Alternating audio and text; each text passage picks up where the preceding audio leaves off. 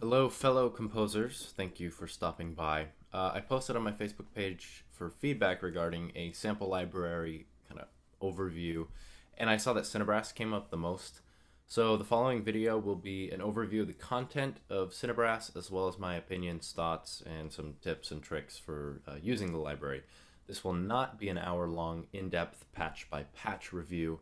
There are, certainly other places that you can see all those things. Instead, I wanted to cover as much as possible in as little time, focusing on what I think are the crucial components of this spectacular library. First off, I will say this is one of my absolute favorite libraries.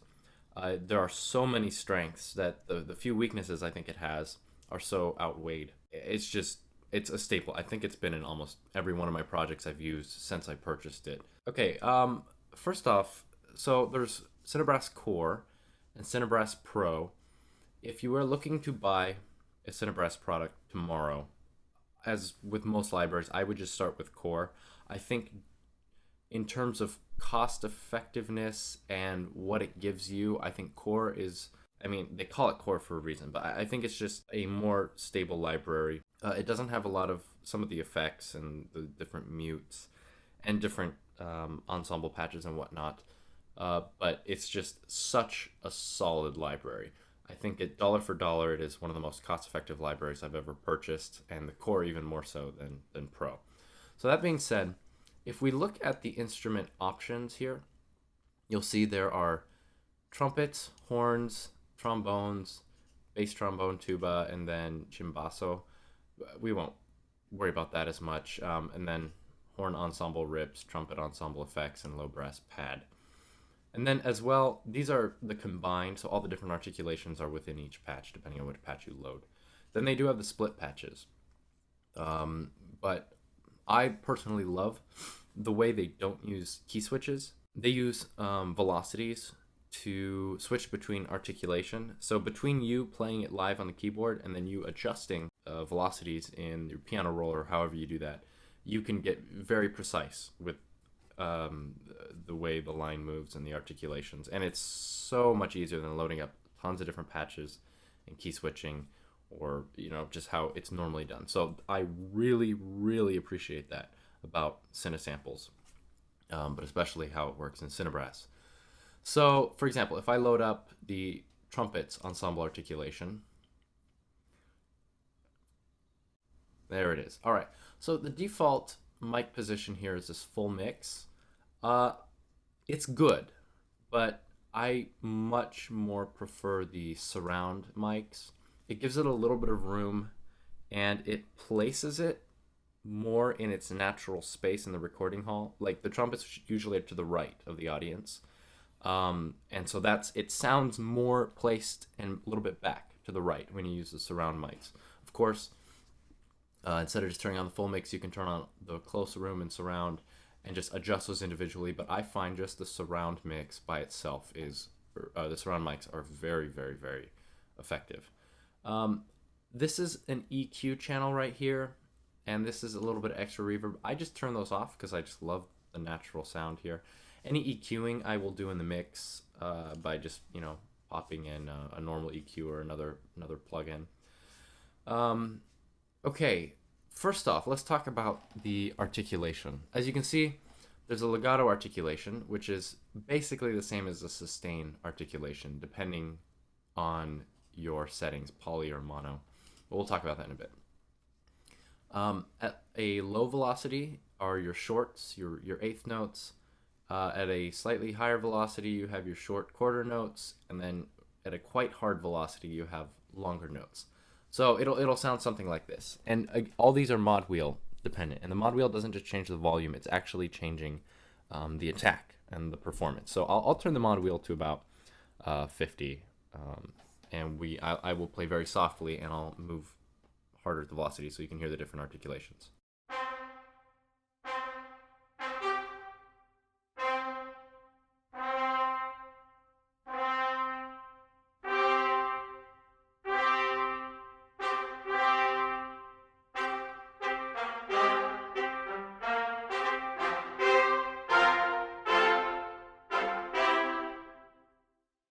So it's very easy when writing the mod wheel And after you grow accustomed to the different velocities, it's very easy to play lines with lots of movement without a lot of extra, like I said, the key switching or switching between patches.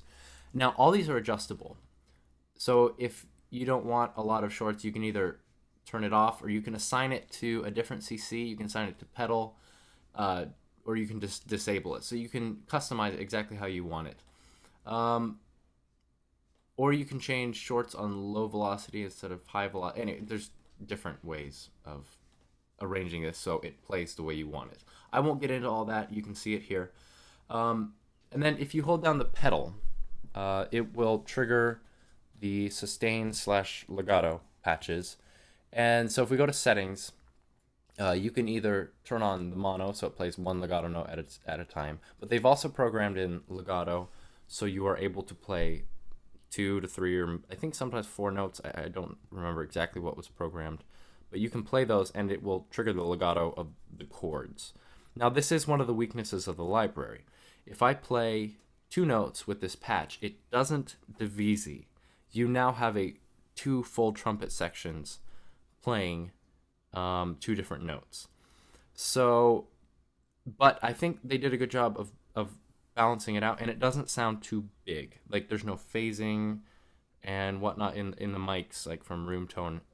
So I've never felt uncomfortable using multiple notes on the same patch with this library. Other libraries, I would avoid that, but that's what I really like about CineSamples, is they were careful not to, as far as I could tell, they were careful not to over-program to a degree. So, okay, so yeah, here's your speed knob, which you can automate. So if you want a faster legato or a slower legato in a phrase, you can automate all that. At the end, maybe we'll look at how that might work.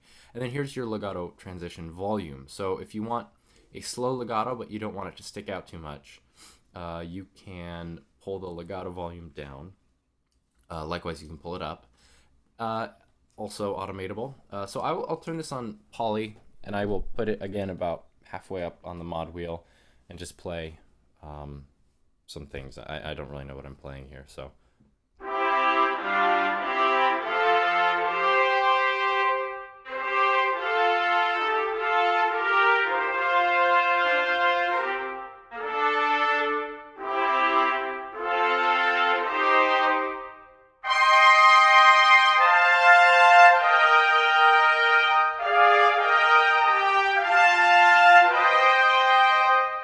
It was a little sloppy, and it takes a little bit of getting used to know kind of exactly when to play each note.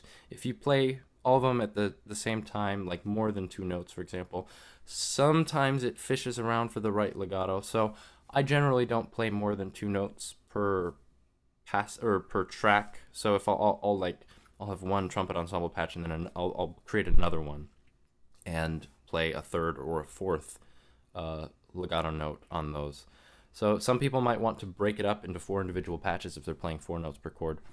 So that's one way of doing it. Another great thing about this is, oh, and by the way, this ensemble true legato is just basically the same thing as a legato if you were holding the pedal down in the ensemble patches. So if you don't want to bother loading all the other ensemble articulations, you can just load up the true legato.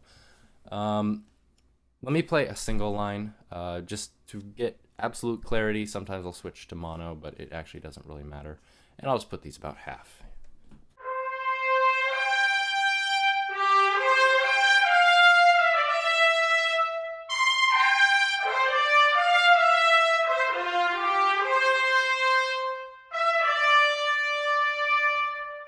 So very expressive, very natural sounding. I love it.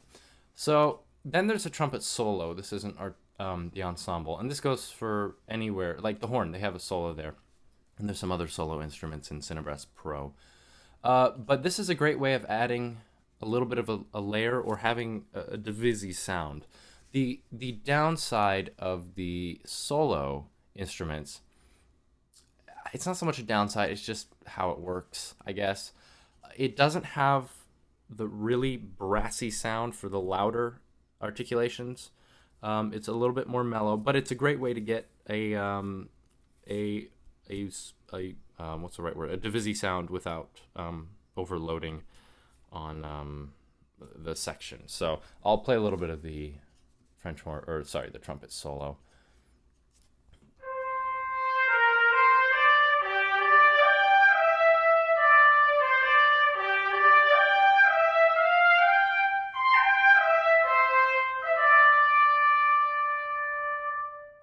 So for most of that, I had the mod wheel all the way up. So that's about as brassy as it gets. It's not bad at all. And that's more common, I guess, of a solo trumpet sound. But if you really want that loud, shrill, sharp brass sound, you would want to use the ensemble. Because the more trumpets you have playing, the louder it's going to get anyways. I think it's pretty realistic in that sense. Moving on. They have two different French horns. There's 2 French horns, which is common, and then 6 French horns.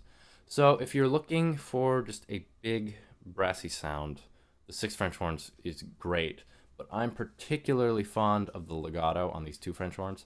And it's great because you can have 2 French horns in one track and then 2 French horns on another track, and then you have your 4 French horns. Likewise, you can also use the horn solo to create a divisi type sound, but generally I think these 2 French horns is just great.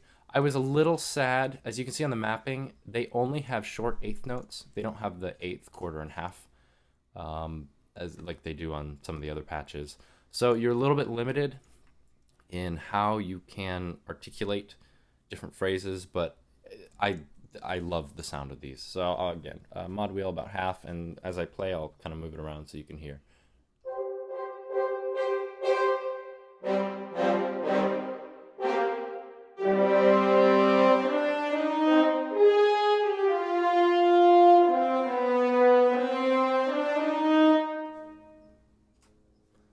Turn down the speed a little bit.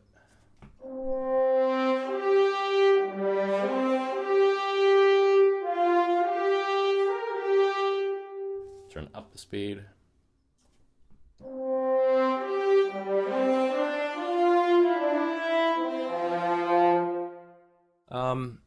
Yeah, I really like this patch a lot. And the 6 French horn ensemble is also great. This is kind of the meat and potatoes of the French horn in terms of their library. It does have the different short lengths, so it's just like the trumpets.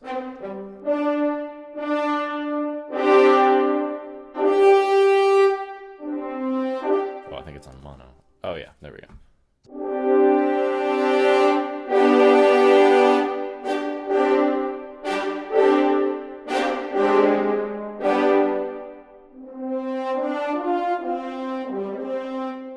I always thought the legato on this one was a little fishy, but if you adjust it, it actually can sound quite good.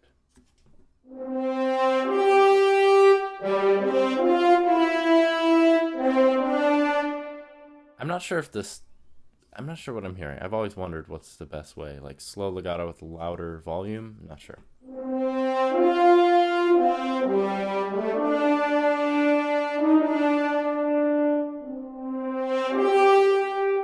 Yeah. I love the trombone section on Core.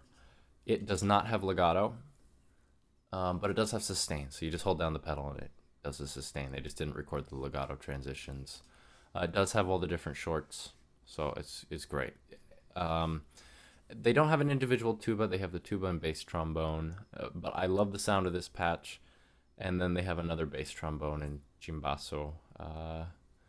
Yeah, and then some different trumpet effects and chords. Now, Pro is great. It has not only a trumpet solo with the true legato, like this, but it's a new trumpet solo. It's not just rehashing, but it also has the articulations. So you can load this up, play short notes, long notes, and legato or sustained notes, all just at your fingertips. Same with the French horn. This is a new sample pool. It is not reusing. It also gives you, I love these triad chords. Let's take a listen to these. Load up surround, turn this off. Right, so they have 2 different staccato lengths.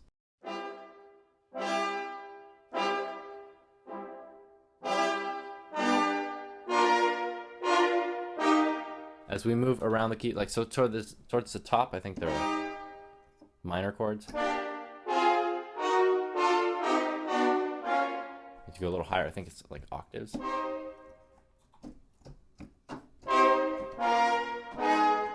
Oh no, that's a different patch where they do octaves. So yeah, if you hold the pedal down,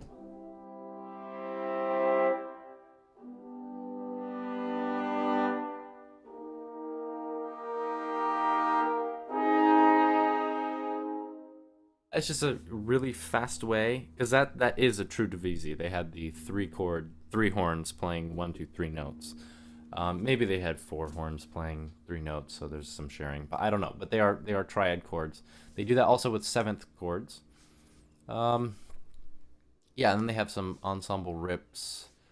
The stops and flutters are great, and then they have a 12 horn ensemble, which is just huge. I don't use this patch that often. It's great patch. It's just it's a little too big for my taste. Now they do include the trombone solo and articulation. This is where you get your trombone legato, but it is trombone solo. But if you layer that over the sustain ensemble patches from Core, you get a very nice sound. Then I love these mutes here. I think you will too. I love them nice and low, just really blatty. Kind of the classic brass sound. You might recognize it if you've heard more than maybe 2 of my pieces lately. You've probably heard it in some of those.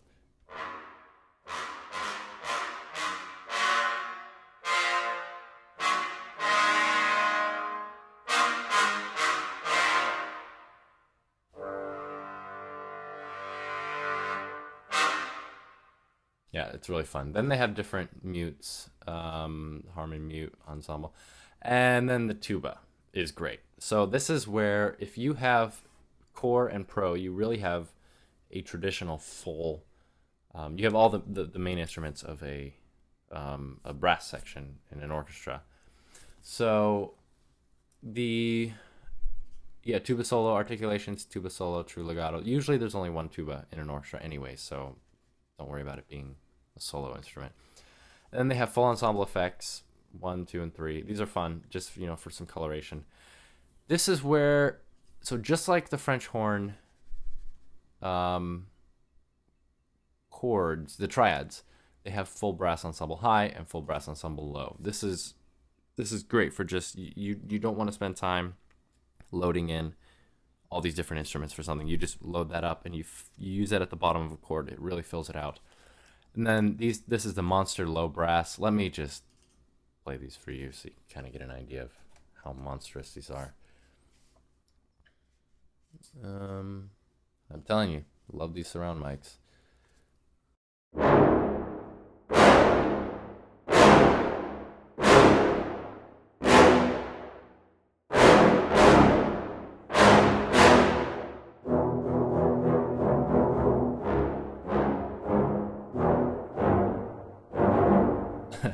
So nice, big, deep sound, and then same with the sustain pedal. No legato, but it does have long and sustained notes. Same with low brass scoops, clusters, and effects, and then just some triple forte sustains and shorts, ensemble sustains and tenutos for the trumpet, as well as all the split patches. So CineBrass Pro gives you a lot to work with, and if that's your speed, slightly different sounding brass instruments, Pro is a good way to go. You don't need Core to run Pro, but I would just suggest, just flat out, Core is surefire way to get a great sound that you're looking for. All right, so behind me here, I have a little piece that I mocked up. You will probably recognize it. This is all CineBrass, and this did not take me long at all. I was basically just punching in notes, and it kind of did everything for me. The modulation here is nothing special. As you can see, I just clicked visually where I thought things needed to go.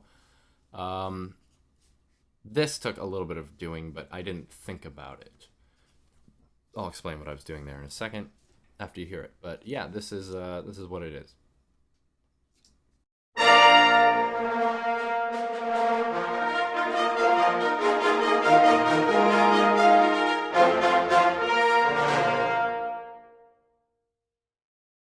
Okay, so as you can see, the reds and the yellows are different articulations. I played these, and occasionally I would hit my keyboard a little too hard or a little too soft, so I just go back and select it and drag the MIDI, the velocity up to get precisely what I wanted.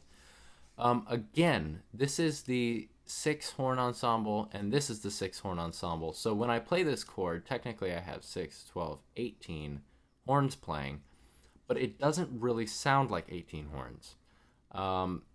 So this is one of the few libraries, as I said before, where I'm okay, like, kind of cheating on the divisi.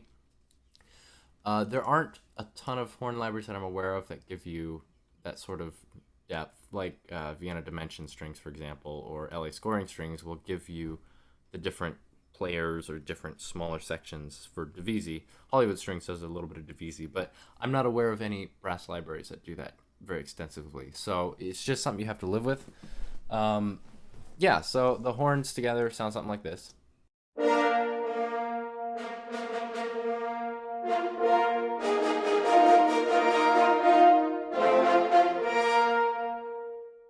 So some of these triplets, for example, this one, are a little bit stale in terms of, they're not machine gunning because they are triggering around robin. But anytime you're dealing with that sort of sound, you can just click your velocity and then kind of pull it down so it dun dun dun dun. It kind of crescendos into the important note rather than those. So I didn't do it here because it was buried. I didn't think it needed it. But if you're really picky about your sequencing, you're welcome to do that. I did do it here for the trombones, not the bass trombones, but for these fast double tongues.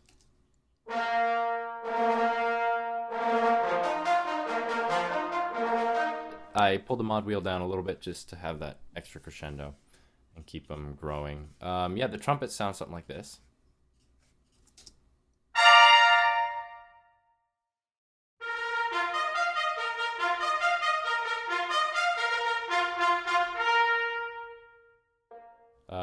Trombones together.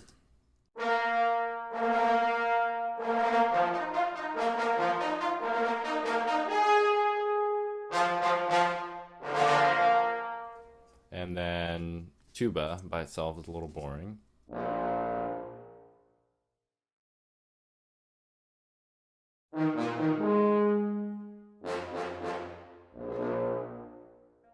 It's not quite as articulate in samples or in real life as some of the other instruments, but that's just what the tuba does. So once again, I'll play it all together.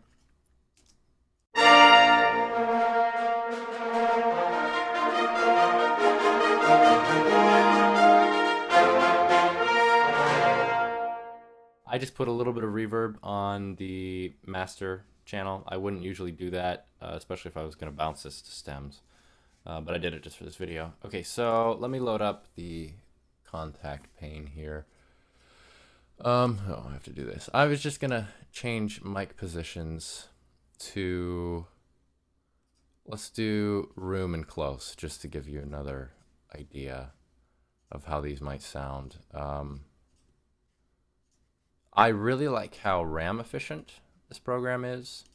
Again, cost efficiency of this library and in terms of how well it functions, how much it costs, etc. It's just through the roof. So let's try this again.